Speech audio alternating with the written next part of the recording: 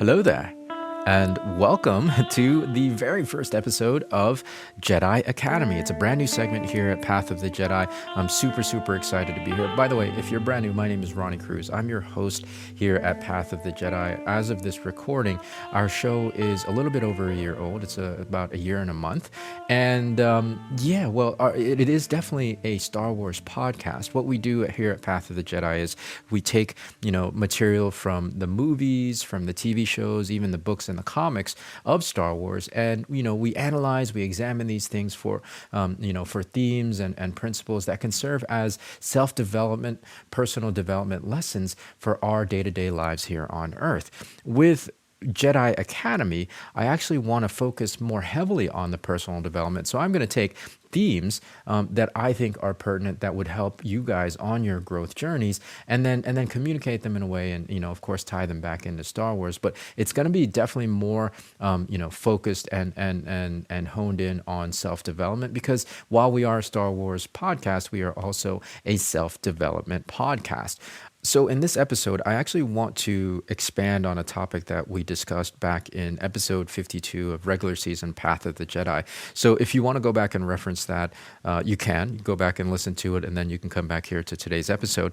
In that episode, we talked about information and how if you're not aware and mindful and purposeful and intentional with the information that you're consuming, it could have a pretty significant impact on the outcomes that you get in your life, right? And so that's what we're going to kind of explain today. And the framework is going to be how we consume information, the information ecosystem, because there's definitely an ecosystem of information that creates this crazy feedback loop. And then what you can do, right? What we can do to again take control of that, to be more intentional, to be more purposeful, so that then we can create the outcomes that we want in our lives, right? So let's just start off with how we consume information. We start off with interpersonal, person to person or group to group. We can exchange information that way, direct communication. Then we have print media, whether it's books, you have your magazines, newspapers, things like that you read.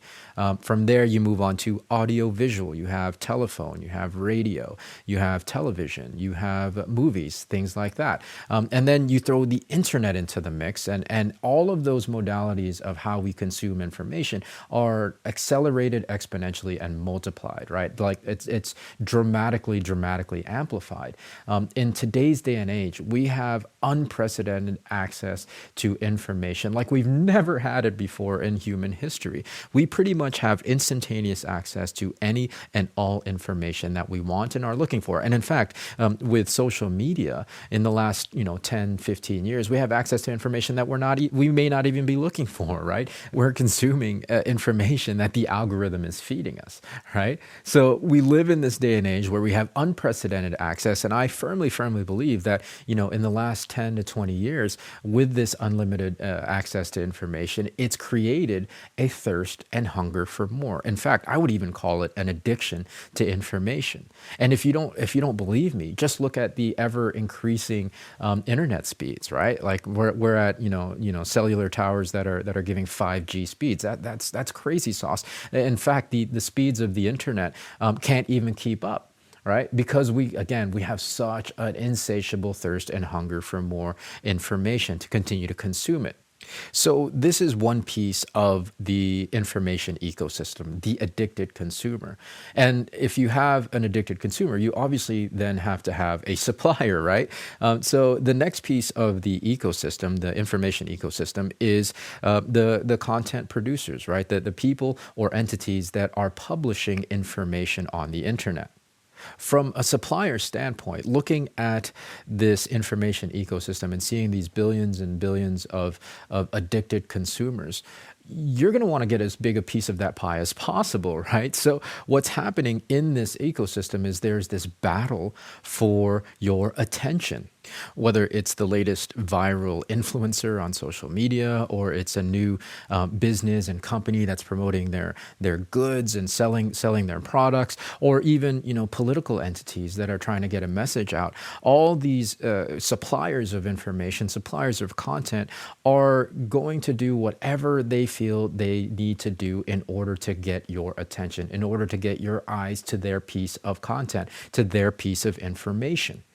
Unfortunately, the third piece of this information ecosystem, the internet, right, the vehicle where all of this information is exchanged, it's amoral.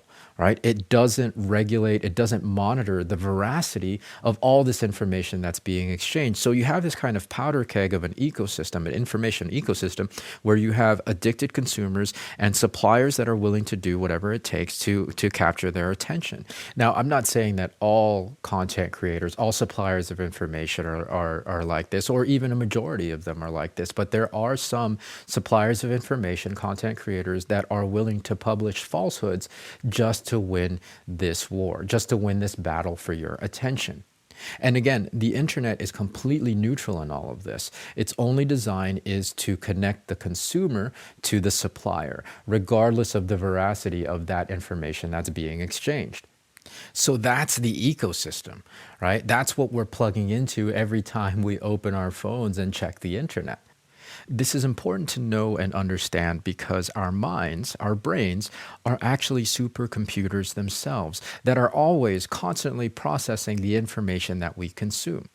What can happen then is the information you're consuming in the form of themes, in the form of ideas, in the form of belief systems, if repeatedly consumed, especially in the feedback loop, it can and will eventually become hardwired into your supercomputing mind and become your operating systems, i.e., your belief systems.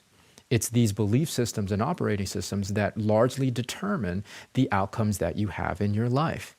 And so if we're looking at the internet as this vast source of information that's completely disorganized and we have the internet doesn't discern whether any of it is true or not. It's a land of chaos, and we're accessing all this chaos. And if we're not purposefully and intentionally weeding out and controlling the information we consume, then we're handing that control to the algorithms, we're giving that control to the individuals or entities that are publishing the information we're consuming. We put ourselves in very, very vulnerable positions if we are not, again, intentional and purposeful of what we're consuming. And we can't be intentional and purposeful if we're not aware of this entire process that's happening. If you are not intentional and purposeful with the information that you are uploading into your supercomputing mind, then at best you will have random outcomes in your life. At worst, the outcomes in your life will be completely chaotic. If you are not intentional and purposeful with the information that you're consuming, you are giving away your control to external factors. External factors being the algorithms, being the individuals or entities that are publishing this information. You are allowing them to dictate what you are focusing on. And as Qui-Gon said, your focus determines your reality. We talked about this in one of the first episodes on this show, back in like episode 2 or 3. Your focus determines your reality. So what can we do? Well, first of all, limit your input. Right? You've heard of people going on social media detox and things like that. And it's actually a good thing to do because that's incredibly healthy. I have a brother-in-law whose Facebook, for some reason, some silly reason, his Facebook account got suspended. And, like he wasn't able to access or get on Facebook, check the feeds or post anything for like over a month. And I was like, man, that's crazy. And he said, you know what? Actually, Ronnie, it's not a big deal. It felt pretty good to not be completely plugged in all the time. So unplug from these things. Again, it's fine. I love these vehicles. I'm on social media, but I don't necessarily cruise them and I don't necessarily spend a lot of time on them because again, if you're not aware, if you're not mindful, it can pull you in. And before you know it, number one, you've lost like half an hour of your day. And number two, again, it's uploading OS and information and data into your supercomputing mind that you may not necessarily want to be in there. So limit your input.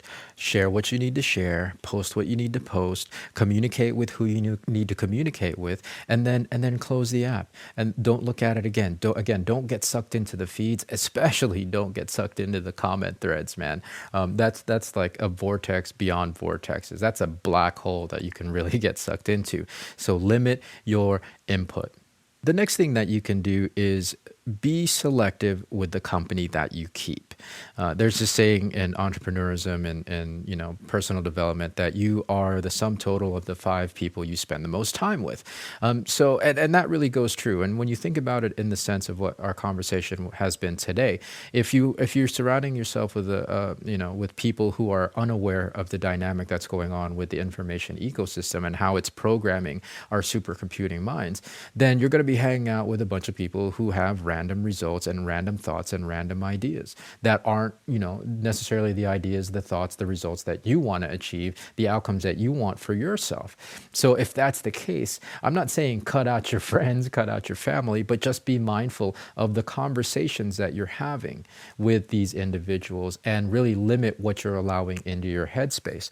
And then, of course, once you do that, then seek out individuals whose results, whose thoughts, whose ideas, whose principles align with where you want to go or what you want to do, who you want to be, and spend more time with those individuals. Again, you become the sum total of the 5 people you spend the most time with, and you're going to start sharing their ideas. They're going to start to influence you, and vice versa, in a very positive way. Because if you're surrounding yourself with people who are intentional and purposeful with what they upload into their OS, then you're going to become just like that, right? You're going to be more intentional and purposeful with your OS, and therefore with the outcomes that you have in your life. And the last thing we can do is then be purposeful with the information that we're uploading, with the information that we're consuming, right? Without awareness, we can't be intentional. And without intentionality, we can't have intentional outcomes in our lives. So now you have the awareness. Now it's time to be purposeful with what information you're looking for. And so if there's something that you want to achieve, an outcome that you want to happen in your life, go seek it out. Again, that can come in the form of audios or books or videos or courses or even this show. I mean, especially this show, right? That's what my hope and my goal, one of the hopes and goals for this show is to give you, a source of information that can help you level up your OS system and keep it updated and pertinent to what you want to achieve in your life. Obviously, seeking out coaches and mentors as well. So again, it's being purposeful with the information that you consume, so that you can be purposeful with the outcomes that you create in your life. And that's really it. All it takes are these 3 steps to take back control of the information you're consuming, and therefore the programming that's going into your supercomputing minds, and therefore the outcomes that you're getting in your life. Limit your input, be selective with the company that you keep, and purposefully choose the information that you're uploading. And now that you're aware of this, you're aware of this entire process, you're aware of the information ecosystem, you can start taking control back of your focus. And remember, your focus determines your reality. All right, well, that is going to do it for today's episode, the very first Jedi Academy episode. Thank you all for tuning in, and let me know what you think. Of course, I want to hear your feedback or your thoughts, or if you have any questions. So you can always reach out to us on the social feeds. I know I just talked about the social feeds, but you can. It's a way of communicating, right? It's just a vehicle. So reach out to us on the social feeds. It's POTJ Podcast on both Facebook and Twitter. And of course, you can send an email with the title of this particular episode in the subject heading to info@pathofthejedi.com. Of course, if you like this episode, if you like the show in general, go ahead and follow, subscribe, whatever happens to be on the particular app that you're looking for. And actually do me this favor, if you would hit the download, right? Automatically download new episodes. That actually helps the metrics out from our end. The particular platform host that we use doesn't count streaming, right? So we count the uploads, and the more uploads, obviously, the higher in the search engines and the algorithms, and we become more discoverable. So please, if you guys could do us a favor, if you like the show, go ahead and follow, and go ahead and hit automatically upload new episodes. That would really help us out. And of course, leave a 5-star rating and review if you feel so inclined. Now, as to the future of Jedi Academy, of course, there's more to come. There's more to come, so stay tuned. This is just the first episode in what I envision and plan on becoming an ongoing segment here at Path of the Jedi. My long-term vision is for this to eventually be a weekly segment. So we'll have the Jedi Academy on Mondays, and then regular season Path of the Jedi is on Wednesdays. So you'll have two shows that you can listen to every week. Now, it's not going to happen right away. My workload currently, as of this recording, is pretty heavy, but I'm going to work my way to that, right? The other thing also is that this show will eventually, as we go along and as I get into the groove of Jedi Academy and I start feeling its cadence, we'll start adding in its own music and its own bells and whistles. The bells and whistles and the frills that you're used to with regular season Path of the Jedi, we will eventually have here at Jedi Academy. So as far as Jedi Academy, this is just the beginning, so stay tuned for more.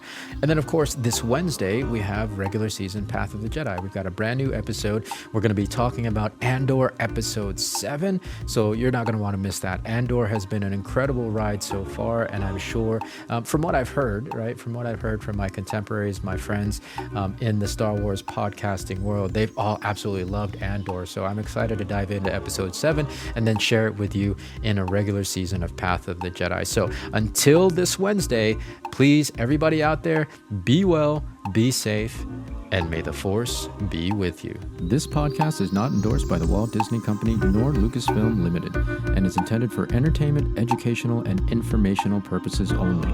The official Star Wars website can be found at www.starwars.com. Star Wars, all names and sounds and any other Star Wars related items are registered trademarks and or copyrights of Disney and their respective trademark and copyright holders.